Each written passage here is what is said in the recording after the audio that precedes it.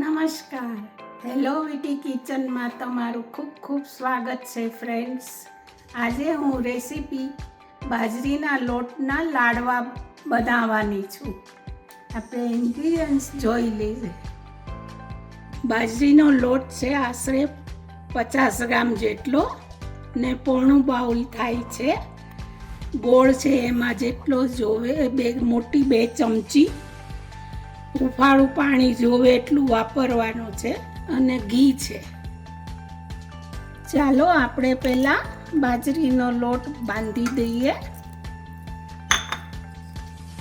એમાં 5 ચમચી ઘી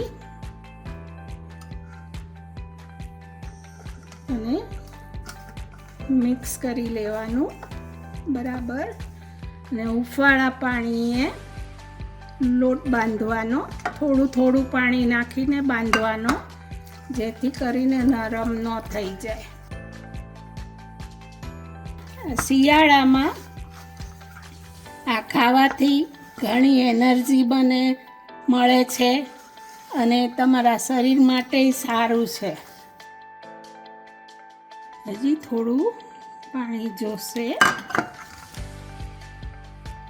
બાંધીને એને ખૂબ મસળવાનો આપણે, એટલે સરસ મજાનો આપણો રોટલો તૈયાર થાય. એ રીતે લોટ બાંધી લેવાનો અને ખૂબ મસળી લેવાનો અને પછી રોટલો વણી લેવાનો. એ પહેલાં આપણી લોઢી ગરમ કરી લેવાની. હવે જો આપણો રોટલો તૈયાર થઈ ગયો છે. હવે આપણે ચોળવી લઈએ.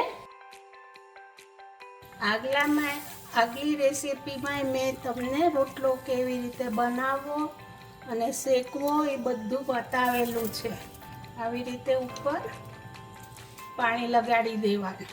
હવે આપણો રોટલો સરસ મજાનો ચડીને તૈયાર થઈ ગયો છે. હજી થોડો થરશે ને એટલે આપણે એને ચોળીને 2 રાઉન્ડ ગ્રાઇન્ડરમાં ફેરવી દઈશું. આવી રીતે ગ્રાઇન્ડ આવી થવું જોઈએ, બહુ ઝીણું નહીં કરવાનું.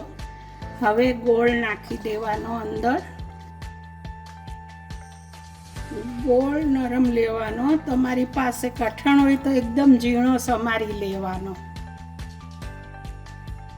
પહેલા ગોળ બધો મિક્સ કરી લેવાનો. હવે ગોળ મિક્સ થઈ ગયો છે.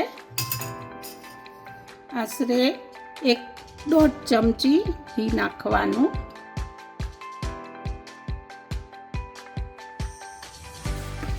હવે સરસ રીતે ઘી ગોળ ને ચૂરમું મિક્સ થઈ ગયું છે.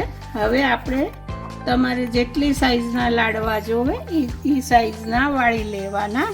આવી રીતે વાળવાના એક સરખા. આપણા લાડવા સરસ વળી ગયા. તમને જે સાઈઝના જોવે એ સાઈઝના બનાવવાના. હવે ઉપરથી બદામની કતરણથી ગાર્નિશ કરી લઈએ. નમસ્કાર. આપણા સરસ મજાના લાડવા તૈયાર થઈ ગયા છે બાજરીના લોટના. તમે જરૂરથી બનાવજો ફ્રેન્ડ્સ. મારી ચેનલને લાઈક કરજો અને સબસ્ક્રાઈબ કરજો. બાય.